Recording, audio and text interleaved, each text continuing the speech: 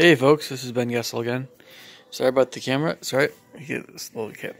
So it's kind of chilly outside. I'll try to get some outside videos soon that are kind of nice and colorful. But I'll have to kind of find a night where it's not too chilly to walk around for a while and show you guys some Christmas lights. Actually, I should do a Christmas light video or two. That would be cool. So, on this video, I want to talk a bit more about some elements that make for a good, I guess you could say, fantasy adventure video game, or a good adventure in general. But also, just touch on that and really kind of talk a bit more about some other thoughts that I've had recently they're kind of, maybe, I don't know if it, well, you'll see where I'm going here in a bit with some of the stuff. So first off, there's a lot of different movies and TV shows and video games and other media that we're getting that, to me, increasingly it seems to kind of forget certain things that just make for a very strong story. You might think maybe I'm favoring cliches. I know, again, this is just short circuit stuff. Sorry, guys. It's just, okay, cornball, funny stuff. So basically, no, but a lot of people I think are kind of abandoning, trying to abandon certain cliches because they think they're cliches and they want to go different directions. And many times those directions are actually a little weaker, make for a weaker story.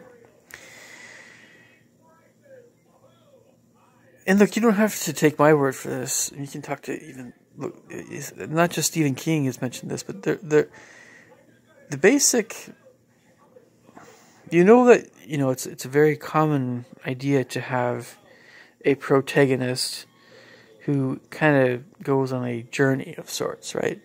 A quest or journey.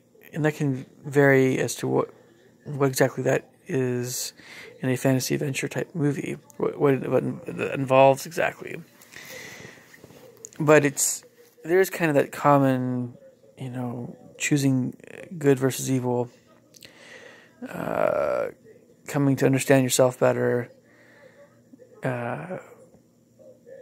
sort of thing with a lot of fantasy adventure. That should always, very, very often, be a part of any good adventure. The thing is that, there's a lot of room for things that are in the unknown, both in, supernatural, whatever, horror, or certainly fantasy, or anything in between. And I think that when you include more elements of the unknown, where you've thought about these things very deeply, if you are a creator of a story, if you're thinking about the unknown very deeply and what kinds of things you want to include. Again, I'm sorry, I'm being repetitive here. I'm sorry. Again, it's that Lovecraft, H.P. Lovecraft, thought about these things quite a bit. For instance, it made his stories much stronger because of the bizarreness, the strangeness, and the almost skin crawling. Just kind of some of the nightmarish images that very beyond nightmarish. Just some of these really dark images that he curated. And I think we're very familiar with this squid guy now, but Chulthu. I cannot pronounce his name. Cthulthu. That guy. We know about him already, but just think of a time when nobody knew about that kind of creature.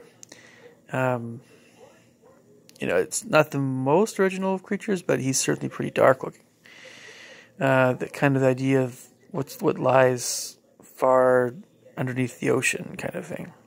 Anyway, so I mentioned you should, any creative writer, anybody who's creating content, that sort of thing in this range, you know, you're going to have good versus evil, and you're going to have the main character understand himself increasingly better, or that quest to understand themselves better. Those two things should always be. These are two things that you should never shirk away from, unless you really purposely want to not have good versus evil, and you just want something crazy like Alice in Wonderland, or just something different. But you can. You should include a lot of the unknown in fantasy, good fantasy story. So getting more to what I want to talk about here, there's often the question of identity, and we have creatures in fantasy called shapeshifters or doppelgangers that will take the form of someone else. This was something that was in Baldur's Gate. When I played Baldur's Gate, this was a very common thing that was employed. You had doppelgangers that were employed by.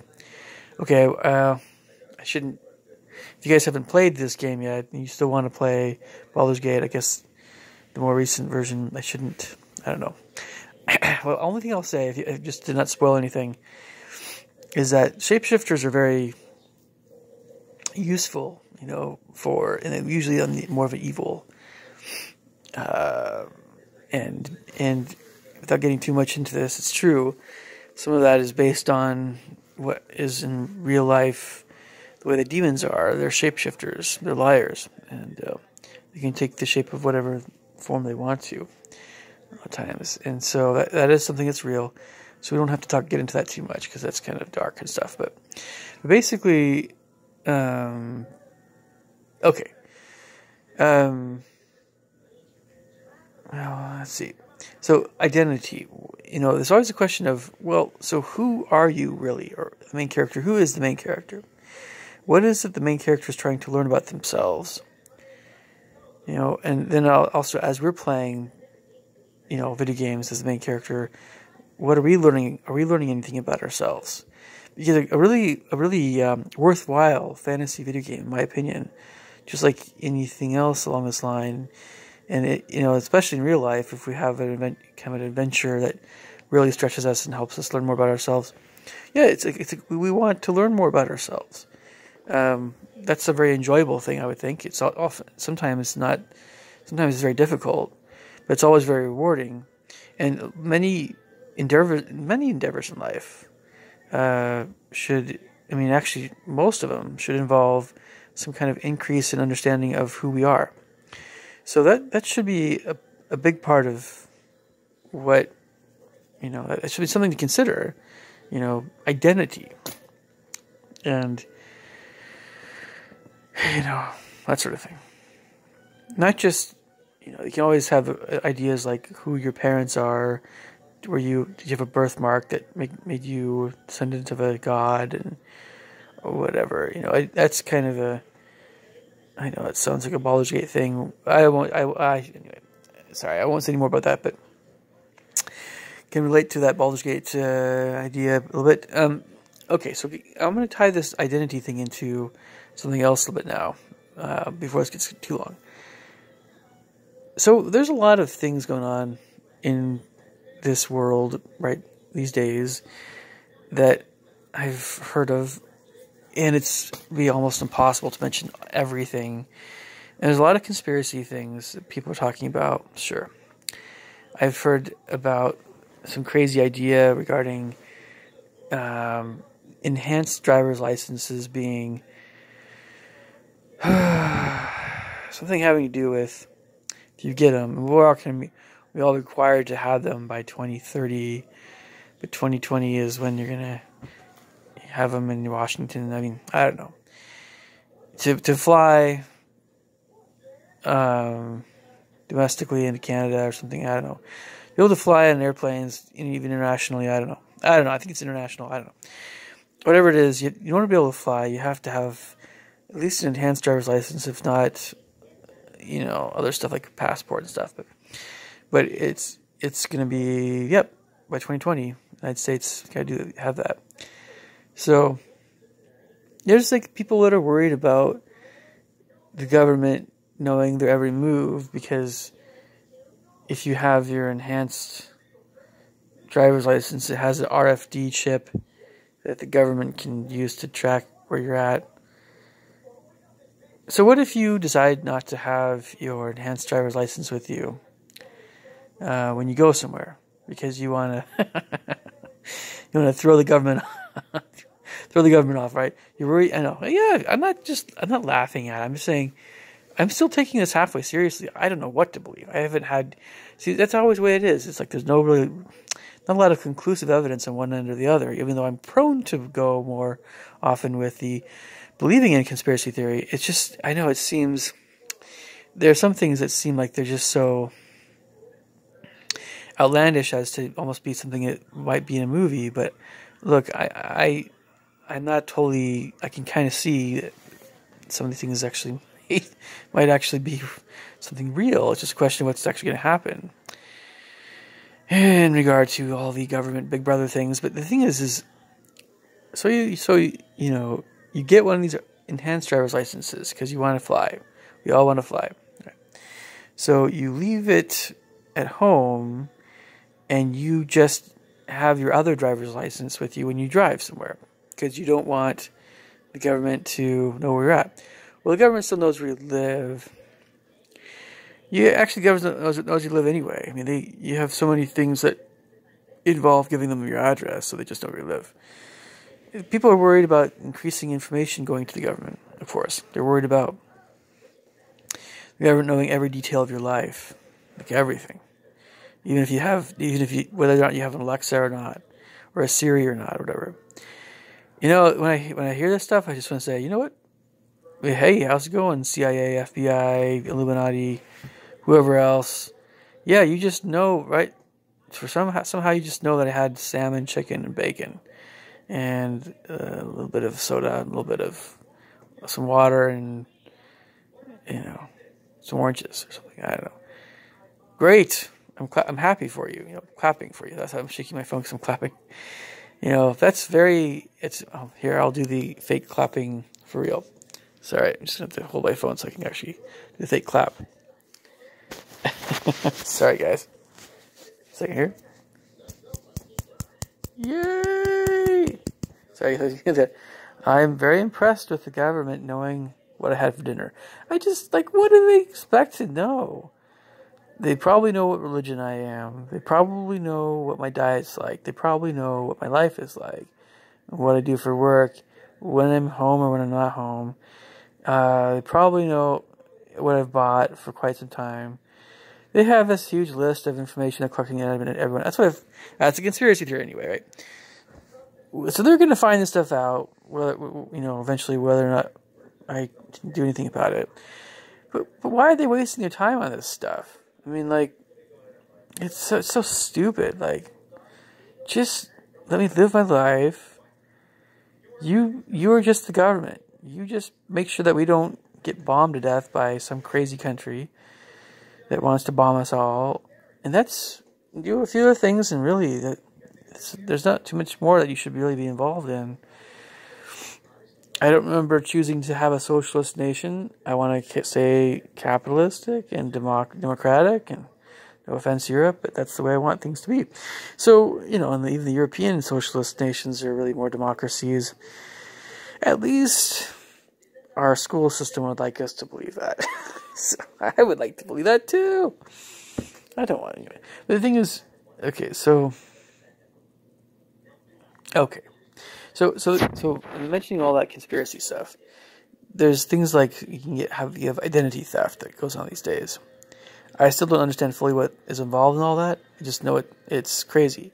And yes, when it comes to things like banks and credit companies and things, especially banks, they really have a whole bunch of things that they have for people that pretend to be someone else. But this gets into my train of thought with identities and shapeshifters and doppelgangers, and because the idea of a shapeshifter, it is kind of a dark thing. You might think, it's pretty nifty to be able to change into an animal and stuff. It's a pretty interesting idea in fantasy, but in real life, no, it's pretty dark. I mean, I don't know. The first thing that comes to mind are skinwalkers, which I won't get into too much here, but because they are essentially shapeshifters. But we won't get into that again too much. But there's the idea of not only identity theft, yeah, but it's like someone who's pretending to be you, or someone that tries to take over your life, or someone. There's even things that are happening that there's no end. There's no end to the trying to steal somebody's life, so to speak. There's just no end to different ways that people are trying to do this these days. To me, it seems very evil. It reeks of evil. And I could mention something in this regard. It really is kind of a juvenile effort, in my opinion, for some people that want to be European, or I should say want to take credit for European, and who knows, other places in Asia, their technological advances, right? I don't really want to get into the subject because it's so ridiculous and stupid, but I mean, I've heard of a certain group of people of a certain ethnicity that is, advocating this idea that they should take credit for all this stuff that they had nothing to do with. If you guys have any questions about this, I can mention this more in a private message, perhaps. But this is just the tip of the iceberg of the way that things are right now, it seems to me. And you have Superman that's increasingly looking like just a surly, macho guy. No offense to Henry Cavill. I actually like Henry. Henry's a great guy. It's not about Henry. It's all these directions, these weird directions that are being taken by movie, and I hate the word franchise. I hate that. When I hear the word franchise, again, I think of restaurants. I don't think of movies. Sorry, guys. This boils my blood a little bit. Just Superman is maybe not quite where some other things are in my life, but Superman that's sacred ground. I mean, those were my favorite movies when I was a little boy. So I don't like people messing with that stuff. In a way, I guess you could say I'm a bigger Superman fan than Star Trek or even Star Wars. Star Wars comes close, of course, but that's just the kid in me, right? But the thing is there's a lot of funny ideas. Weird. Like, what the heck were people thinking? Ideas that are going on in Hollywood. And I probably mentioned something like this in another video before. I'm sure I have. But, there's the question of who we are, identity. We're trying to learn who we are better in this life. There's also the question of who we thought, or what we thought the world was, or what we thought people were like that we are in our life, kind of thing. And how is that? Is that changing? We don't want some things to change. Stability helps us be more at peace and feel more secure, obviously. So when a lot of these things are up in the air, we do feel, I would think we feel a little bit more, uncertain. So when you start feeling like people are trying to steal your identity, not just in that way that we know of like identity theft, but also in other ways, like culturally, like, those demon possession ideas, but like someone just taking your name and just, this kind of stuff is just, it's very evil to me. I mean, it's extremely evil. It's beyond evil. I remember there's movies like, there's the Invasion of the Body Snatchers, but they don't really get into too much what the aliens want. In fact, I don't think they even kill people. Maybe they do eventually, but they kill people after they take the form of their body or something. But that was an interesting movie back in the 70s. But not even that; those kinds of ideas compare with, again, the Borg, in Star Trek, where they take you and you become assimilated into their society. Maybe that's not quite identity theft, but it's just kind of a denial of your freedom and denial of your ability to be independent of everyone else. So that's kind of a different idea, perhaps, but I know this is just a silly movie. Sorry, guys. It's just watching this, but it's it's something that might keep someone up at night. The idea of someone not only having their identity stolen, well beyond some Facebook hack or something like that, but it's also the idea of someone trying to move in on their life. Like, yeah, that's right. That's what I'm thinking of. There are a few movies that come to mind now that address this idea. There's the Liam Neeson movies about, amnesia, and he thinks he's someone but he's not. And this, I love Liam Neeson, by the way. Liam Neeson is amazing, but just amazing actor, amazing guy, some great movies. We should all see some more Liam Neeson movies, basically. But it's a very disturbing thought to have someone just take over your life. And it's a very evil thought. It's just a very it can be very troubling. And in a way,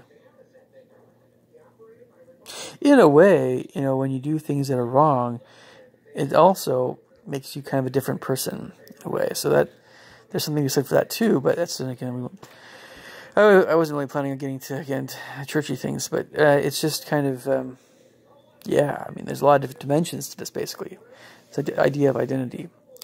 But we just to wrap things up here a little bit.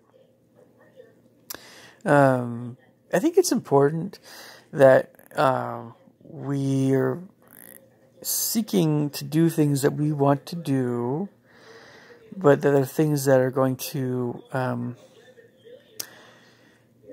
add value to, I shouldn't. That sounds so cold to say it that way, but just things that are build our lives, build others around us as well. I think it's important to not get sucked into things that are of no worth. Anyway, I got